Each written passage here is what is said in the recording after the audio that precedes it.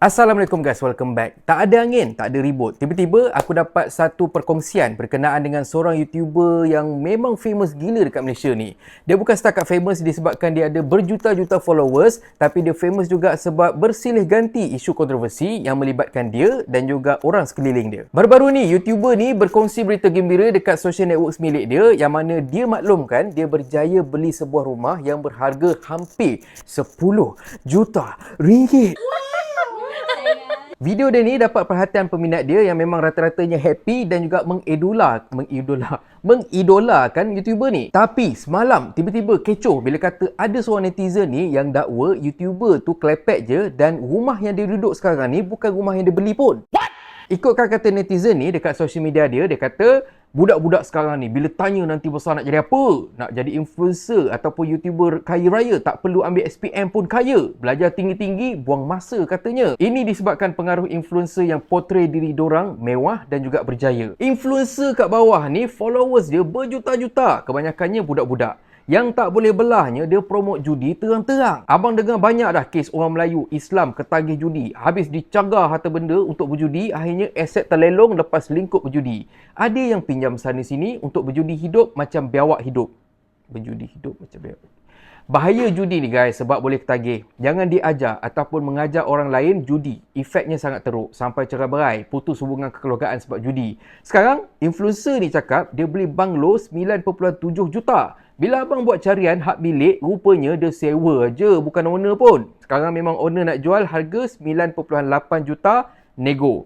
Owner willing to negotiate with YouTuber if got serious buyer. Maksudnya owner tu dia willing lah nak negotiate. Mungkin sebab dia pindah sana, dia duduk sewa dekat sana tu, dia ada agreement. Jadinya kalau kata ada orang nak beli rumah tu, dia sanggup lah untuk orang kata tu sembang dengan siapa yang duduk kat rumah tu sekarang tu untuk discuss pasal diorang punya agreement. Wallahualam.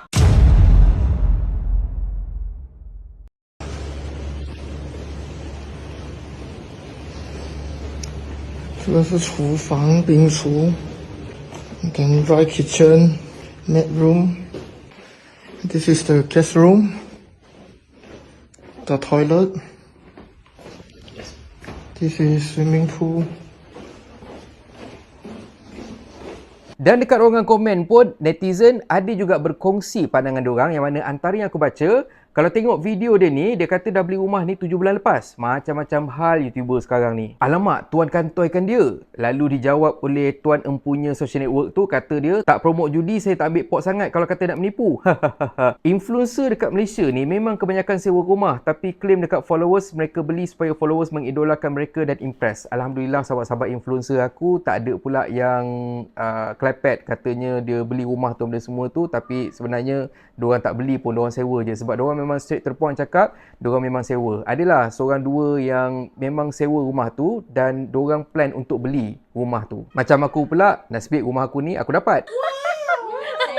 Aku dapat macam mana? Sekejap lagi aku sembang. Kalau sebagai YouTuber yang mengharapkan duit ataupun income daripada view saja untuk beli rumah berharga 9.7 ataupun 9.8 juta ringgit tu sebenarnya memang sangat mustahil. Nak pula bila kata aku tengok views dekat YouTuber tu, dia punya views lebih kurang dalam 200 juta views sahaja. Yes, sahaja. Sebabnya 200 juta tu tak cukup pun kalau kata kau nak guna duit tu untuk bayar down payment untuk beli rumah tu. Sebab dekat dalam ruangan komen netizen yang bongkarkan ataupun yang kasih statement pasal rumah tu bukan dibeli tapi disewa tu, ada yang kata kalau kata kau nak standby beli rumah 9.8 juta ringgit tu, kau kena standby untuk duit deposit at least 980,000. Lepas tu dengan stamp duty dan sebagainya, SNP agreement, blah blah blah whatever semua tu, kau kena prepare at least 2 juta ringgit. Mana maunya tak sampai. Kalau kata kita tengok total main channel Alif Irfan, dia ada lebih kurang dalam 1.7 bilion views. Kalau kata yang tu nak bayar duit deposit dengan segala agreement dan semua tu yang 2 juta tu, insya-Allah lah boleh lepas. Lepas tu bulan-bulan kau bayar lah lebih kurang dalam 20,000 lebih, 30,000 lebih untuk 25 tahun lebih kurang. Tapi macam mana pun kita tak pasti lagi sama ada YouTuber yang dikatakan sembang beli rumah tu memang betul sembang ataupun sebenarnya memang dia dah beli ataupun dalam proses untuk membeli rumah tu. Manalah tahu kalau kata dia dia sekarang ni dalam stage untuk dia usaha untuk dapat approval dari bank untuk bagi pinjaman beli rumah tu, sebab aku pun pernah lalu benda yang sama. Rumah yang aku duduk sekarang ni, yang aku beli sekarang ni, masa first permohonan aku untuk beli rumah ni tak lepas. Sebabnya kata bank gaji aku tak cukup. Dan macam mana aku dapat rumah ni? Sebab David Teo hadiahkan kepada aku sebagai seorang staff. But anyway, bila bank reject aku punya loan tu, yang mana kata dia sebab aku punya gaji tak cukup, David Teo naikkan gaji aku dan lepas dalam masa 3 bulan, 4 bulan macam tu, kita apply balik loan yang baru. Dan lepas tu barulah Alhamdulillah lepas. Dan bagus jugalah bila kata kali pertama tu tak lulus, sekurang-kurangnya gaji aku tiba-tiba naik.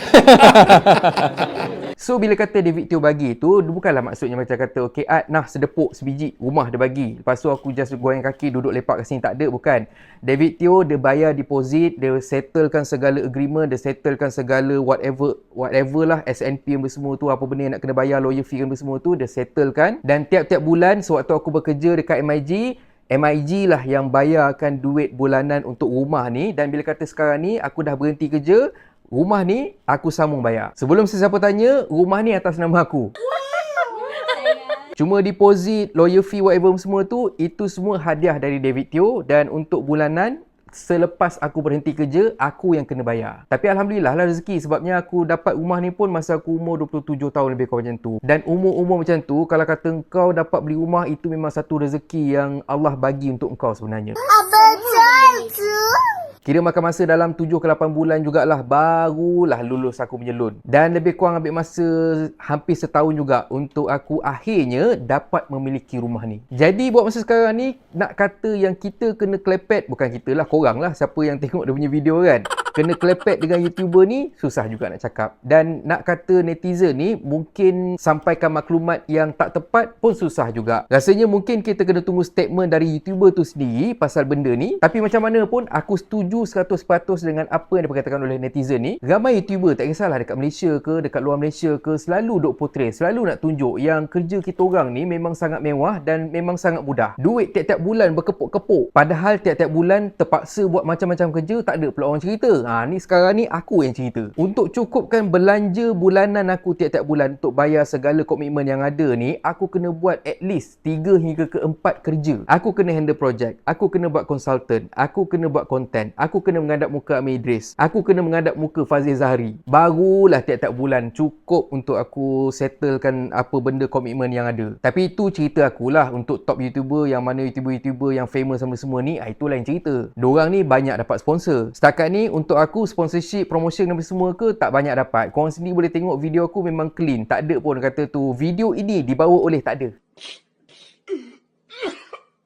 Kalau nak kata dapat offer lumayan tu, adalah aku dapat offer sebagai contoh dari company Forex. Diorang sanggup untuk bayar aku satu konten ataupun satu promosi tu, diorang sanggup untuk bayar aku $15,000 satu konten sahaja. Aku tolak. Lepas tu datang 3-4 offer yang sama dari company yang sama. Diorang nak buat benda yang sama juga. Aku tetap reject juga sebab benda haram ni aku tak nak share dengan korang. Dan ada juga dapat offer dari syarikat judi. Benda yang sama. Buat satu video 60 saat, 90 saat lebih kurang macam tu. Diorang sanggup bayar lebih kurang dalam 3 hingga ke $5,000. Aku tolak juga, benda haram. Dia memang, company-company haram ni duit diorang memang banyak. Dan bayangkan, aku punya subscribers ada 300,000 dan diorang sanggup untuk bayar sebanyak tu. Jadi korang bayangkan pula kalau kata YouTubers dengan subscribers berjuta-juta. Lepas tu aku tengok diorang buat video pasal forex, pasal judi berkali-kali. Korang rasa berapa banyak income yang diorang dapat dalam masa 1 tahun. Apa pun dekat sini, apa yang aku nak nasihatkan dekat korang semua, kalau kata ada korang tengok dekat screen tu, orang tu full lah, mak gila lah, dia punya flex kaya benda semua kan, tak kisahlah influencer ke, content creator ke, selebriti ke, siapa saja pun,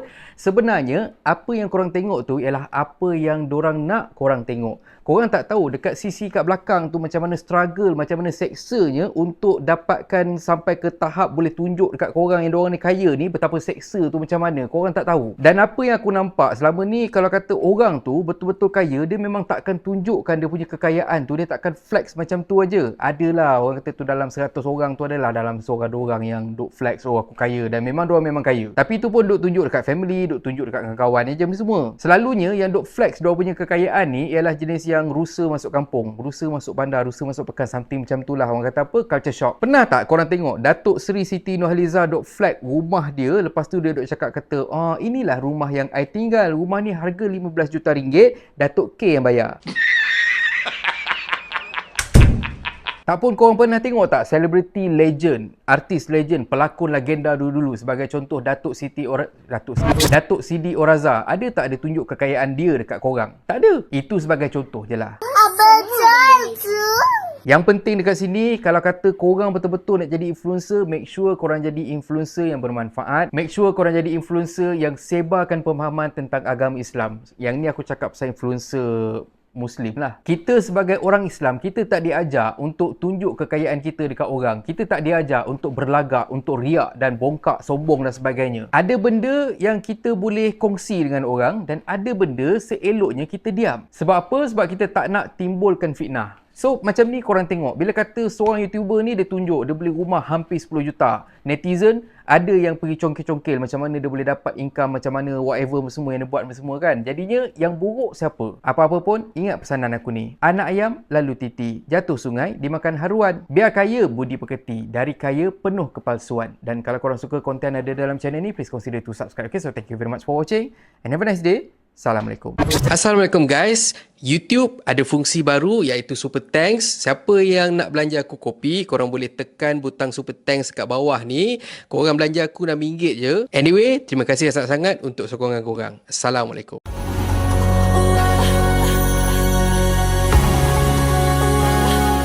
Kemarin dia malas ni